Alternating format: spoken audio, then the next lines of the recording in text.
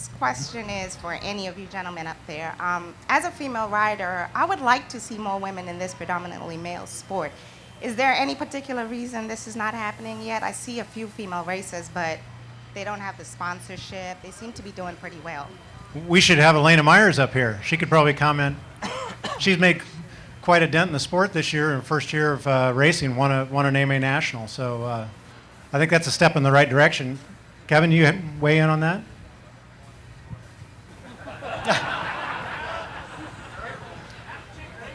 You know, I was just sitting here trying to remember the numbers that I'd heard from the Motorcycle Industry Council as far as sales of motorcycles to women. It's one of the few markets that was still on an increase. So, you know, there's obviously more women getting involved with riding motorcycles, and I think the transition into racing is just going to take a little bit more time. But like Matt said, Elena Myers is a classic example of a girl who's gotten into the sport and, you know, really made a name for herself. So anything's possible.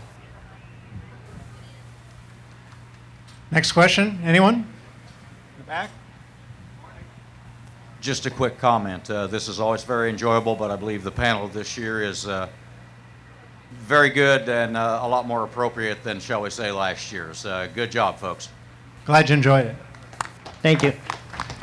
We've got some time for a few more questions before the Riders for Health charity auction starts, so here's your chance. Fire away.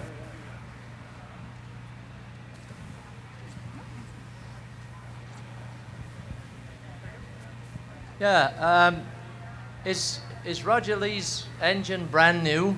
And how does Kenny know when his power's dropping off with the lease engine? What do you do if you think a wild card's coming in and he's got way more horsepower than me? What do you do? Well, actually, I can't tell a difference from when the engine is new to when 3 races have gone by when they switch them out. I honestly can't tell the difference. I think they're not making enough power. They're not in a high enough state of tune to be able to tell, you know, when the power is dropping off.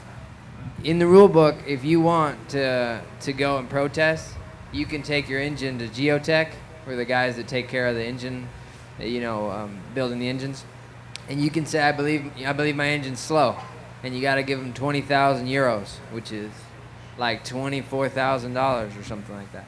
Then they take that engine, they dyno test it, and if you're right, if it's slower, they'll give you another engine and give you your money back. If not, they'll keep your 20,000. So nobody's protested yet. Well, what happens if you have a situation like a rock in a radiator and your engine overheats? Is that they're pretty easygoing about that, or is it you've got to follow through the same regulation? Yeah, then you gotta take it to them if you've had some mechanical issue, and I'm not sure. Maybe you know, Kevin, if you gotta pay for it, or I know they swap your engine out if you do have a mechanical failure. Okay. All I know is when we got our engine, the guy said it was brand new, so I'm hoping we got a fast one.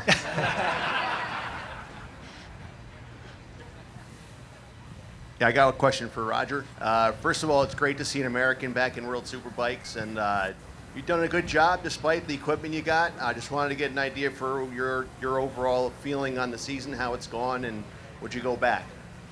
Yeah, it's definitely, you know, a lot of people that I talk to are always like, hey, keep your head up, don't get down. But for me, I mean, it might be the wrong way to look at it, but I feel like that my ability's better than what I'm doing, and I'm always confident in myself. And I feel like if I was on a maybe better bike, I would be, you know, up to positions a little bit. But you know, it's been a fun experience traveling the world. I lived in Italy for 2 months with Ben Spies, and you know, just the stories and the, you know, things that you have to getting lost at places and they don't speak English and you're trying to figure out what to eat and you're jet lag and you're lost somewhere and your Garmin doesn't work, and you know, it's going to be such a fun experience. When I look back, it's just been an awesome year for me. Like driving through Germany, you know, going into a rest area, you have to pay to use the bathroom.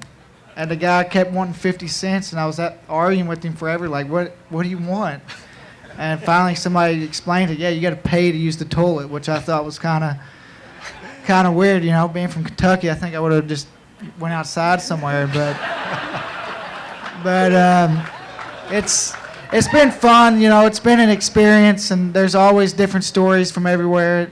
I wish I could pick up the language a little bit more, but it seems like you're always on the road, so when you pick up something, you go somewhere else, and it's a different language. That's right. Hi. This question is for Roger. Being in World Superbike, I think you've been doing a great job. The thing is, in terms of comparing like World Superbike to MotoGP, well, I like MotoGP as well. It's obvious that World Superbike is much more competitive. Obviously, see a lot more brands out there, and even riders that are on non-factory bikes seem to be very competitive, unlike MotoGP. What do you, and I guess the rest of the panelists, think can be done in GP to make it obviously more interesting and more competitive? Well, in World Superbike, if you have the money, you can buy it.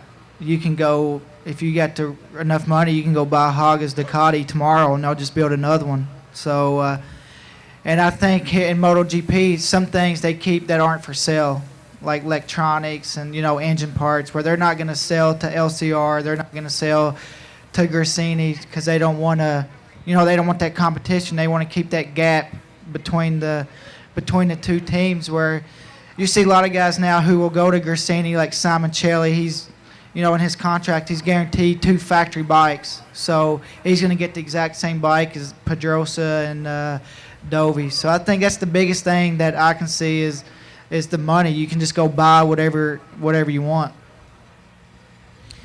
At this point, we have about time for one more question. So anybody else? About eliminating electronic aids as a cost containment issue. Would that work? Or is it too small a part of the budget in MotoGP? And is also the factories, is it something they want to develop as opposed to just paying money for more expensive materials? Kevin, you want to jump on that? Sure. Right now, they've got it down to the point where the systems are maturing, and it's time to start contemplating putting them on a single chip. And you could even think about it going into production. So yes, it is going to be part of the motorcycle of the future. And the big money that was necessary to spend on the development has largely been spent, although Honda are trying to develop their own electronics, much as BMW have done in World Supers. So you could have an Ernest Hemingway purity class in which you had a man, Lucas Magneto, and an Amel carburetor, and those would be the rules, and it would be jaw to jaw and elbow to elbow. And maybe a class like that will come into being at some point, a kind of a fundamentalist deal. And if they can market that, fine. There's room. We'll see. The market will decide. Well, we've reached the end of our hour, and I want to thank our panel.